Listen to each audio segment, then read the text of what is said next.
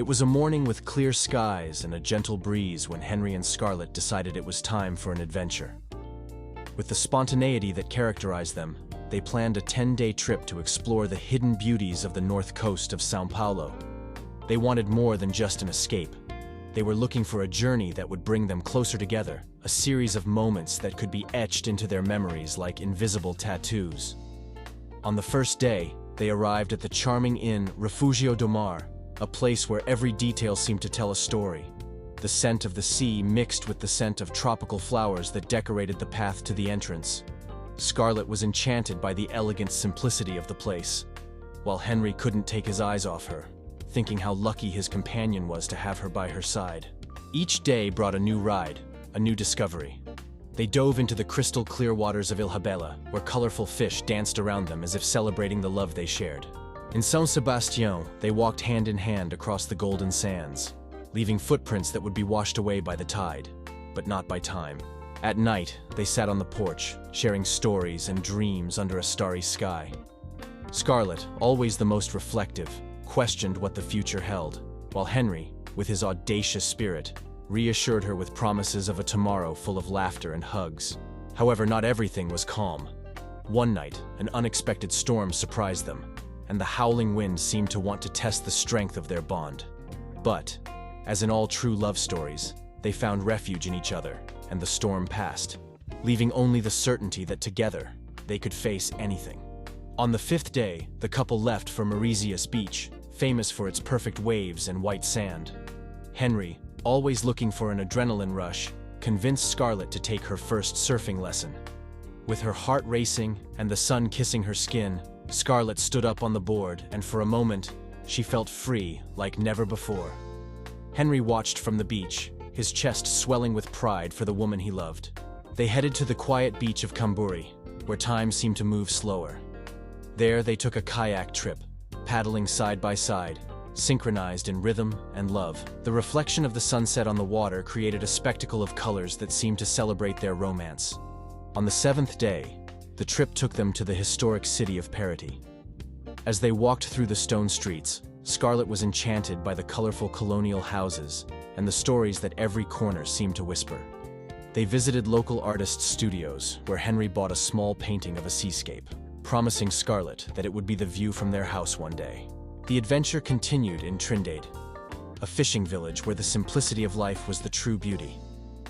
They spent the day exploring hidden beaches and secret waterfalls, places that seemed to exist just for them. In the evening, they had dinner in a small restaurant by the sea, where the aroma of fresh fish mixed with the sound of the waves. On the penultimate day, the destination was Ilha Anchieta, a paradise of biodiversity. They went snorkeling, admiring the marine life and colorful corals. Scarlett, who had always been afraid of deep waters, found courage in Henry's presence, and together, they discovered a new world beneath the waves. On the last day, as the sun set, Henry and Scarlett decided they were not ready for their journey to come to an end. Inspired by the beauty and tranquility of Ubatuba, they came up with an audacious plan. They would leave the car parked and continue their adventure on 2 bicycles, with the mission of capturing the essence of the North Coast through videos and photos. Over the next 6 days, they cycled along coastal trails, discovering even more stunning and unexplored beaches. With each new beach, a new story to tell. In Barra do Sahi, they met a group of local musicians and spent the night around a bonfire, singing and dancing under the stars. In Boitucanga, they witnessed one of the most beautiful sunrises, with the sky painted in shades of orange and pink. The inns were simple, but each had its own unique charm. In one of them, the owner was a lady who told love stories as old as the sea. In another, the garden was a butterfly sanctuary, where Henry and Scarlett spent hours filming and photographing the delicate dance of these creatures. The food along the way was simple, but each meal was a discovery of local flavors. They tasted fresh seafood, homemade breads and sweets that can only be found in that region. And of course, there was no shortage of tropical juices, always refreshing after a long day of cycling. 3 days before the end of their journey, Henry and Scarlett woke up to the sound of waves gently crashing on Castelhanos Beach, one of the most remote and preserved in Ilhabela. They decided that that would be the day they would leave their footprints in a place where few tourists had the opportunity to visit. With their bikes equipped and cameras ready, they left early. cycling along a trail surrounded by the Atlantic forest, where birdsong guided their path. When they arrived, they were greeted by a vast expanse of golden sand and a sea so deep blue that it seemed to tell its own stories.